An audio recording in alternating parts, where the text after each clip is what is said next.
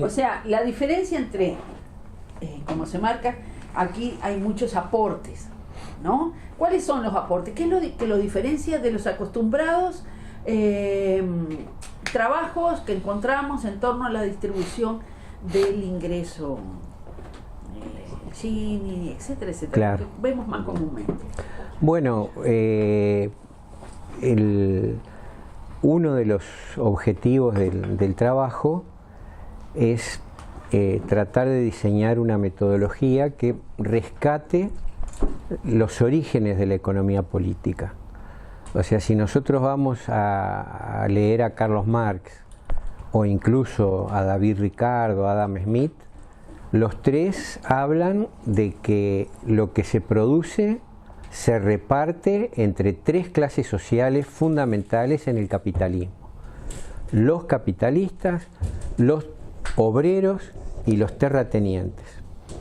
En una época donde el capitalismo estaba saliendo, ¿no?, del feudalismo, y todavía los terratenientes eran muy importantes y se consideraban una carga, ¿no?, porque solo por ser dueños de la tierra se llevaban una parte de la plusvalía y dificultaban la acumulación. No hemos superado mucho eso.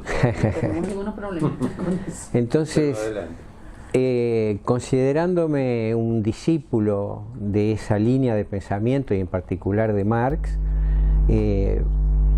estaba desconforme con los enfoques predominantes en la investigación, que son enfoques que van a la distribución personal, o sea, cómo se distribuyen los ingresos entre las personas, entre las familias, o una aproximación que hacen los sistemas de cuentas nacionales, que es cómo se distribuyen entre los factores de producción.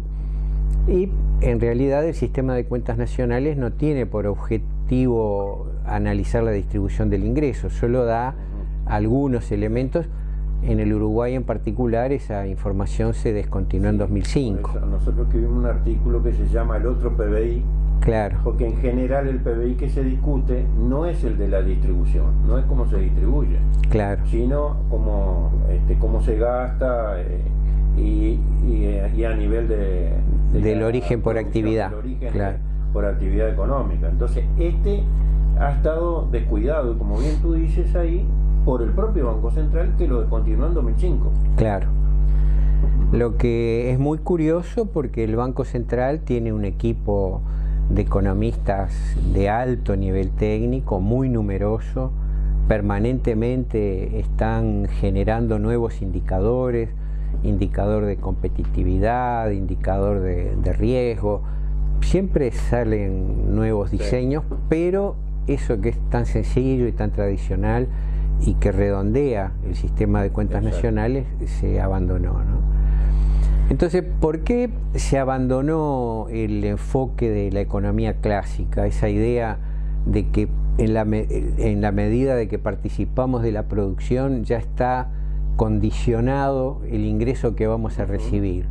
Si participamos como trabajadores asalariados vendiendo nuestra capacidad de trabajo, vamos a recibir un salario, y si somos capitalistas que compramos capacidad de trabajar, nos vamos a quedar con una parte del valor que genera ese trabajo, ¿no? Porque se podría discutir la teoría de la plusvalía desde muchos ángulos finos, pero para mí hay un argumento muy sencillo, es decir, ¿por qué una persona que tiene riqueza va a comprar la capacidad de trabajar de otro?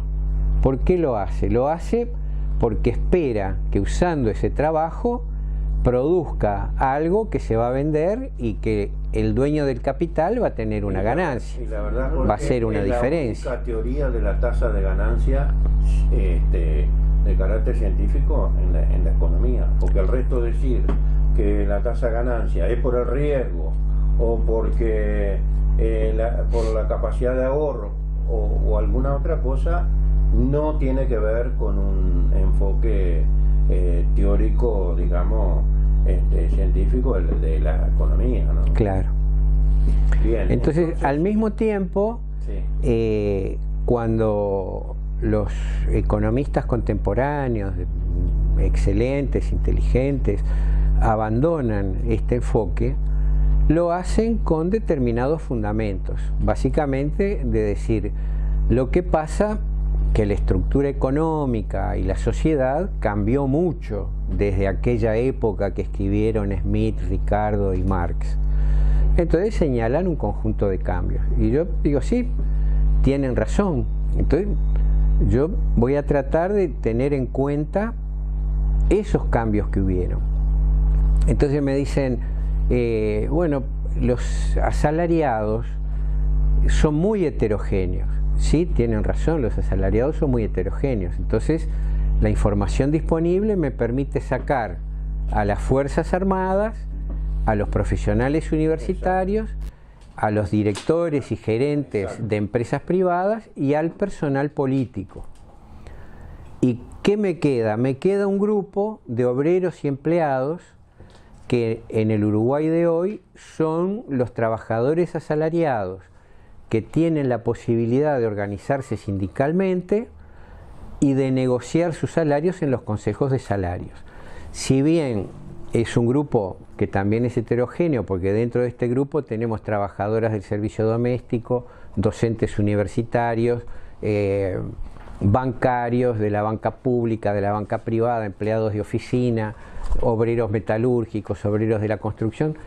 Sí, sigue habiendo heterogeneidad y habría que profundizar, pero también hay algo que los que tienen en común, y es esto, ¿no? Se pueden organizar sindicalmente, pueden negociar sus salarios en los consejos de salarios, y en el Uruguay de hoy todos estos trabajadores tienen un salario mínimo de referencia fijado en un consejo según el grupo de actividad económica y según el lugar que ocupan en los tipos de ocupación o en los puestos. En ese marco de los cambios, en ese marco de los cambios históricos, ahora te dejo para Pamela que tiene más preguntas de cómo continúa esto y demás.